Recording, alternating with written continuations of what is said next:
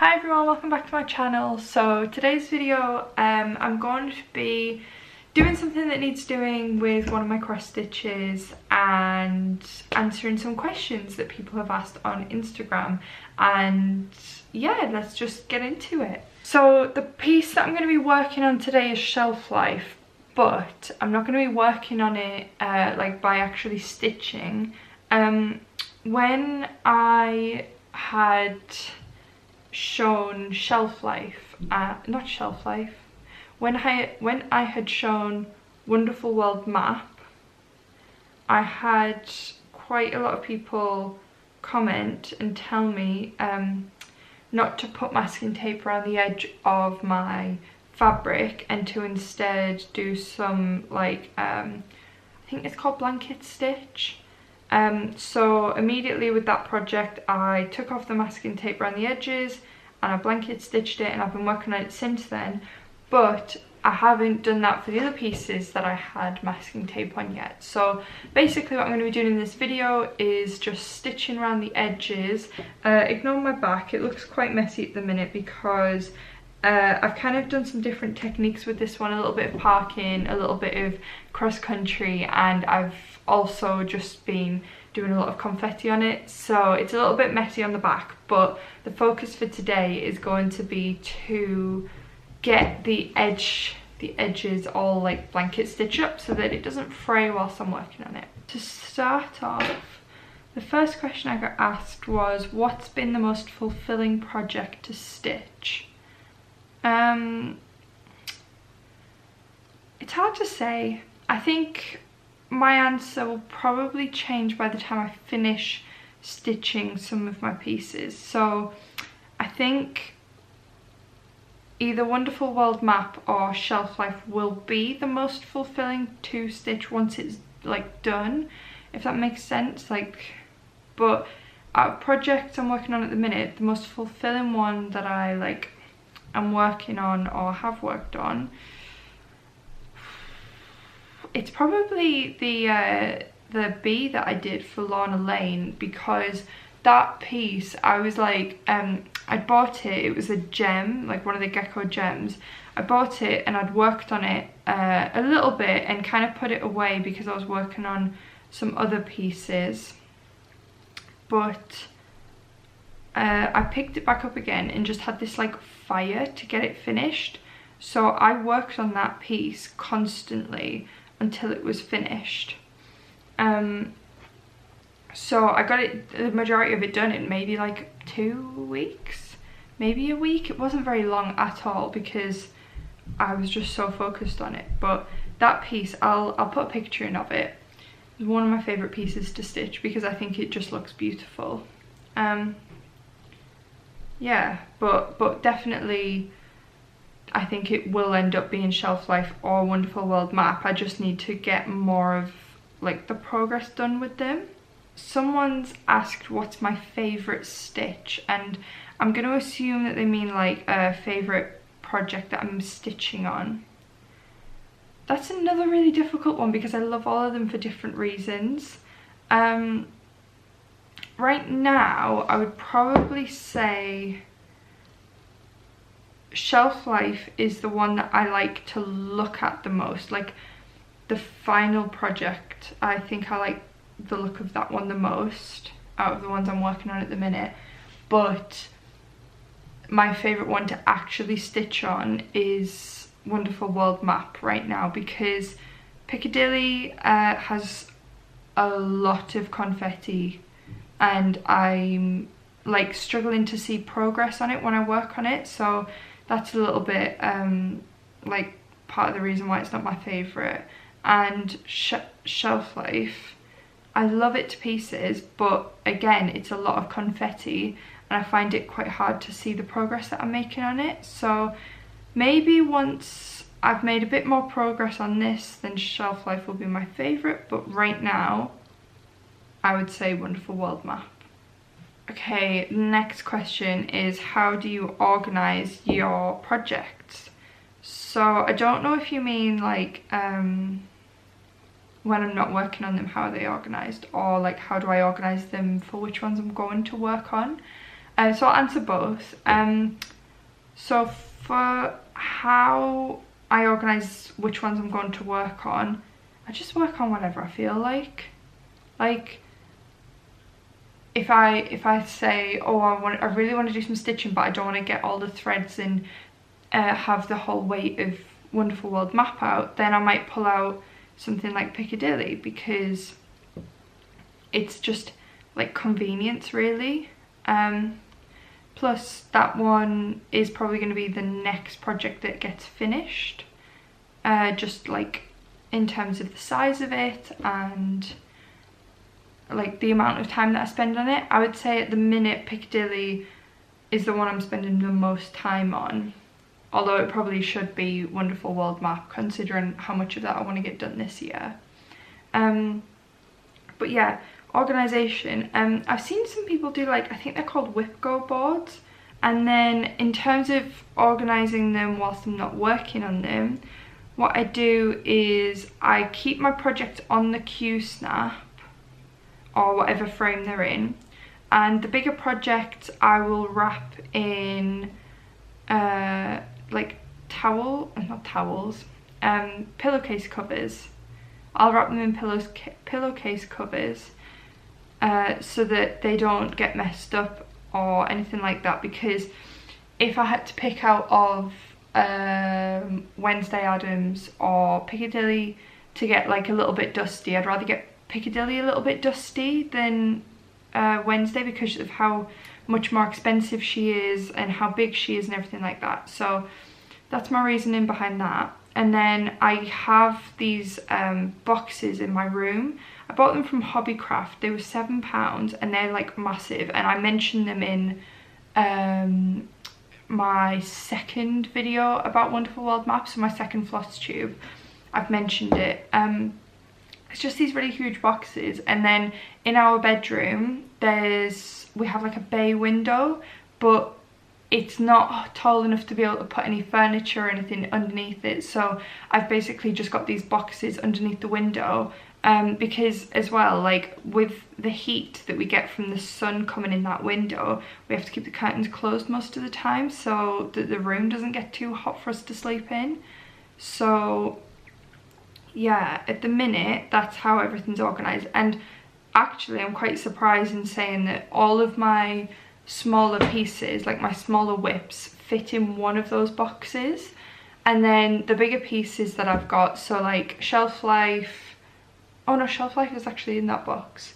The bigger pieces like Wednesday or Wonderful World map, they go in, I have it like in our wardrobe, it's got 3 sections, 2 sections for clothes, and the third section is kind of, I'm pretty sure like belts and accessories are meant to go in there, but I don't have any of those, so I use it for cross stitch. So that's how I store my cross stitch and keep it all organised. Do you have a time scale in mind for finishing your larger pieces, and how do you keep yourself motivated? I think this is a really good question, so I am going to answer this, but I'm just going to start this off first. So the first part of that question, do I have a time scale for my larger pieces? Yes and no. I would ideally like for Shelf Life to be done within the next 10 years. Shelf Life has just over 1 million stitches on it. So I think 10 years is a reasonable goal for it.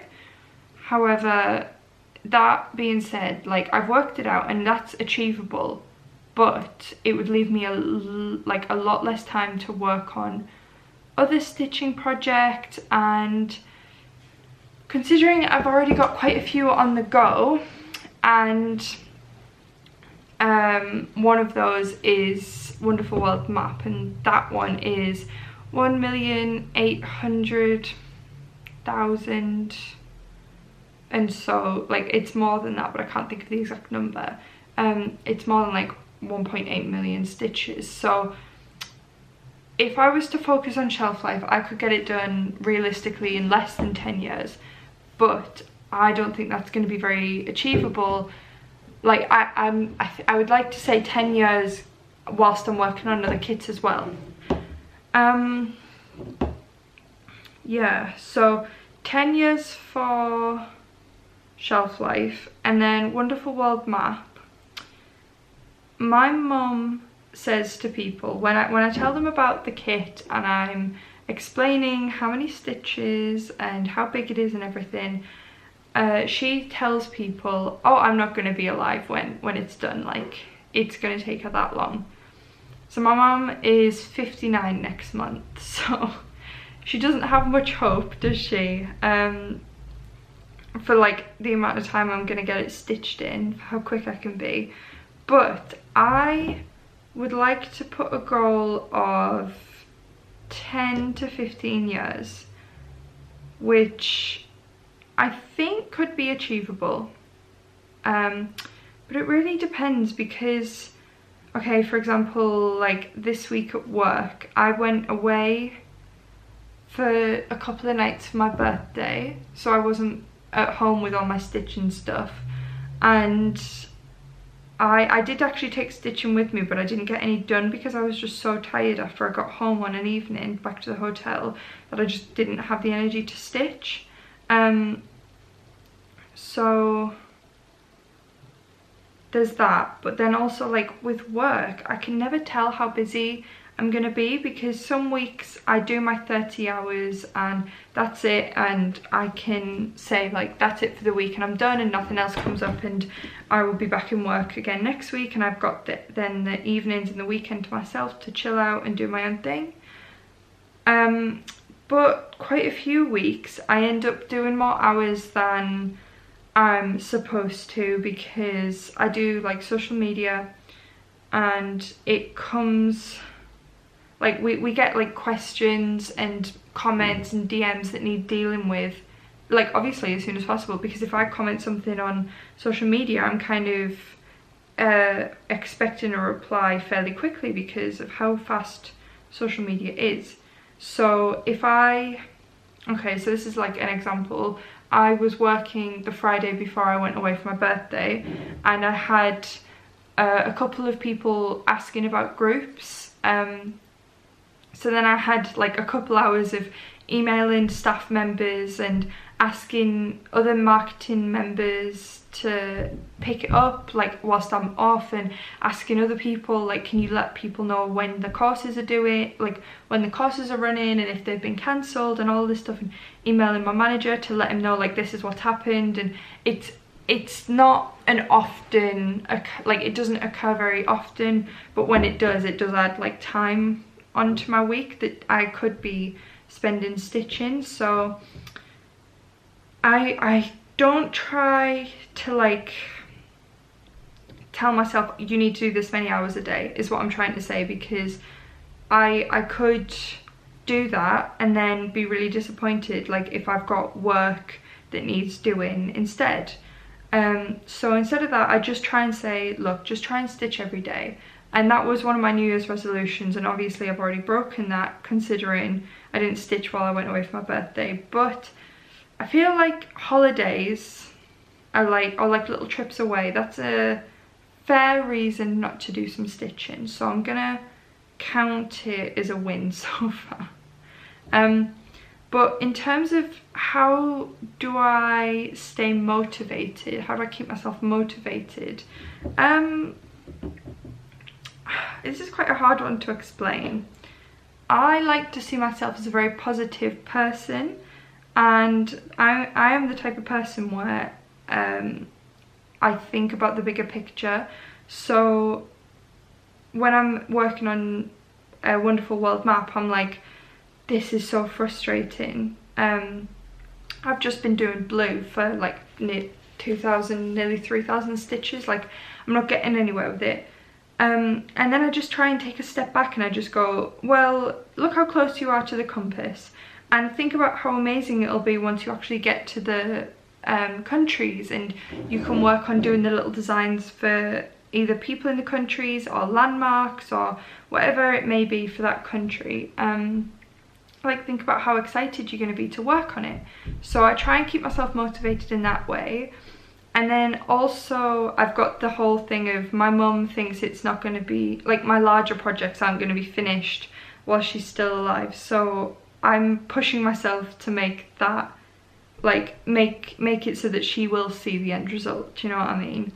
And then apart from that, it's really just a case of, like, I've spent enough money on these kits, I want to see the end result. And I don't pick up kits unless I love them, because I can't think of anything worse than having a kit that I'm working on that I don't even like, or that I've gone off. So anytime that I'm working on, okay, so take for example shelf life.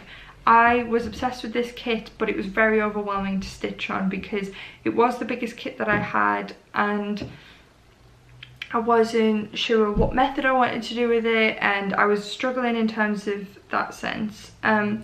So what I have done is I took a step back from it for a couple of months, and I worked on some other pieces. And then when I felt, oh, actually I really miss doing shelf life, I want to see more of it coming like on, I took myself back to it. So I think for me, one of the main things about keeping myself focused and keeping myself motivated is just to not put too much pressure on it, because yeah, I would like to have these pieces done within 10-15 years, but if it doesn't happen, no one's like gonna get in trouble for it. I can take time away from one piece to work on another piece, and the only person it's going to be affecting is me. So I think I just need to put less, well, I don't need to, what I try and do is put less pressure on myself and think it's not the end of the world. Like, I put quite a lot of pressure on myself in a lot of areas of my life, but stitching, I can't explain it, I just don't feel that pressure. Like, a little bit more so now that I'm doing Flosstube, I'd like to spend some more time doing the stitching, but I just like to think, who is going to mind if this takes me an extra year to stitch? Not me, because that just means I get extra time out of the money that I spent, do you know what I mean? So I really just try and think like, no pressure, because the less pressure I have, the more motivated I'm going to be to get on with it, because it's more enjoyable, it doesn't feel like a task. Oh, hopefully that makes sense to some of you, because I'm not sure if that made any sense, but it made sense to me. So let's move on to the next set of questions.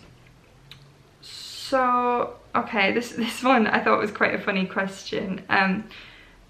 Someone has asked me, do you see yourself stitching anything other than Geckorouge? I think this is a really interesting one. So something you guys don't know is my partner bought me a pattern off Etsy a couple of weeks ago, and I've not started on it yet or anything like that, but I've bought patterns that aren't Geckorouge fairly recently. My only problem with, well, it's not even a problem, okay, I love Geckorouge, and the quality of their kits, the quality of the designs, and the fact that you get every single thing that you need for the project. Like, you get the PDF. Personally, I get PDF and the paper copy should I ever need it for anything. I get the material, all the fabric, and I know that it's not going to be too small or not be enough, like in any way, shape or form. I know that this is right. And you get all the threads, and again with that, you know that it's the right amount of threads. Geckorouge, I just think are very good in terms of I trust them, and I trust the quality of their kits. Now, in terms of any others, I have bought patterns myself from Etsy, and I like them, and I have nothing against them, and the patterns that I've worked on have been very good. However, I am on the cross-stitching subreddit, and I know that not all patterns that you can buy from Etsy or eBay or wherever you buy patterns from they're not always going to be as high quality as some of the kits that you can buy.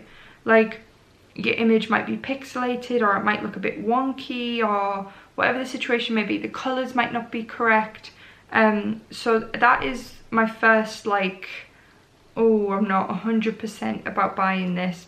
That's like one of my hesitations, is what if the colours aren't perfect, or what if it looks pixelated, or what if it's bad quality. And then my second thing is kits, or like websites that are known for patterns or kits. So for example, Heaven and Earth Designs. I've talked about this in my last video, so if you haven't seen that, you can go watch it for a bit more detail. But some people were commenting and saying that their Heaven and Earth kit, so like not just the pattern, the whole kit, had taken over 5 months and it still wasn't with them. And personally for me, whilst the kit may be fantastic and wonderful and the best kit I've ever owned, I cannot wait that long. Like, I just couldn't. So if I was gonna go Heaven and Earth Design, it would be a pattern that I would go for. So I would end up paying £15 for the pattern, plus the cost of the threads, plus the cost of the fabric, and then like before I can even start on it. So personally, there's like some gecko kits that are £60, but you get everything included in that, and I would rather do that than buy just the pattern for like a quarter of the price. I completely understand why people buy patterns only, and I bought patterns only, and I'm planning on buying patterns only, but someone told me to wait until they have a sale, so that is my plan. I am gonna branch out. I'm not just gonna do Geckorouge forever, but if I'm going to buy a kit, it will more than likely be a Geckorouge kit. Saying that though, if you guys have any recommendations for like places that sell patterns or kits, I would really like to know them, because I would like to try out some other kits, other patterns, but not wait forever for them, and preferably not too expensive if it's just coming as just the pattern. Have you ever considered stitching a sal, so a stitch along? I have, and I up until very recently, I had a Facebook account that I was in quite a few different stitch along groups, but hadn't actually been involved in the stitch along. Like, I was watching other people do it, and yeah, but I hadn't actually been involved in stitch alongs. My Facebook account, there was problems with it, and it ended up getting deleted through no fault of my own, so I had to make a new one. So unfortunately I'm not in any of those groups anymore, but stitch alongs are so much fun. Like, I love stitch alongs, and I think for me it's just a case of finding the right one. Like, there's someone at the minute who I follow on Instagram, I can't remember her name, but she's doing a 50th Disney World celebration stitch along, and that, if I'm gonna do one, that will be the one that I do, 100%. I love that kind of thing. And there's someone on YouTube, and I can't remember who it is, but someone's doing a cryptid stitch along. Oh my god, I love that one as well. And I told my fiance about it because he was doing like a cryptozoology course, and he loved it. And he will actually be making an appearance on the channel next week. Bless him, he's got involved with cross stitching, so he's going to make an appearance next week hopefully, so you'll all get to meet him. And basically, yes, I really want to do a sal. It's just a case of finding the right one, and then on top of that, it's a case of making sure I keep everything in moderation. Like, I don't want to spend all my time doing this huge crazy sal if I've got Wonderful World map to work on, for example. Like, I need to make sure that it aligns with the amount of time that I'm spending on other projects as well. So basically, yes, I definitely want to do one. I need to find the perfect one, and I think I found one, but I'm just waiting a little bit because it wasn't even on pre-order last time I saw it on Instagram. so I think I'm gonna go for the Disney World one, but I might not be able to keep up with it given everything that I'm doing this year. So yeah, let me know as well if you guys are doing any sals. What's like your favorite one that you've worked on? Because I used to be involved in a labyrinth sal group on Facebook, and I think there was a Jurassic Park one as well. Like there are some really cool ones, and all of them are so like inventive and I love them. So yes, I think I might be taking part in a sal this year, but we will see how things go. And I'm down to my last question now. Oh, right, okay, this one is one of the most important questions, and I get asked this. I've been asked this quite a few times actually, from comments or messages. And so this person asked it for the video, but I'm glad because I will have it on video and people can refer back to this so I can explain why the situation has happened. I'll be 1 second, my camera's flashing battery. Okay, since it's the last question and I've already had to move the camera and everything, I'm just going to stop stitching for now just so that I can answer this properly. So the question is, you have gridded fabric but started your project halfway through a square. Most patterns on Pattern Keeper start on the edge of the square. Wondering if this is confusing while stitching and counting. Let me just see, because I don't know if... Right, okay, so shelf life is a little bit like this. So, can you see here? This is what they're talking about. Hello? I've started halfway down a square. And on Wonderful World Map... Am I going to focus? On Wonderful World Map, it's like bang in the middle of the square pretty much where I had to start. There is a reason behind this. And it's not very interesting. I stick to the pattern completely. And when the Geckorouge pattern arrived, it started in the middle of one of the gridded squares. So I'm going to start in the middle of the gridded square. And I brought my Pattern Keeper down because I'm going to show you.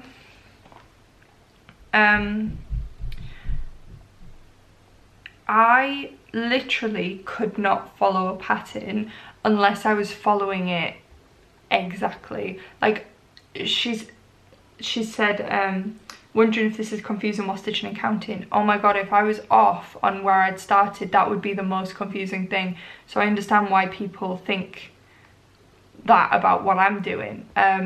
So I'm gonna close the colour thing. So I'll put a picture in here of what Wonderful World Map looks like, where I've started it on the fabric, and this is how it looks on Pattern Keeper. So this white bit is like obviously non-stitches.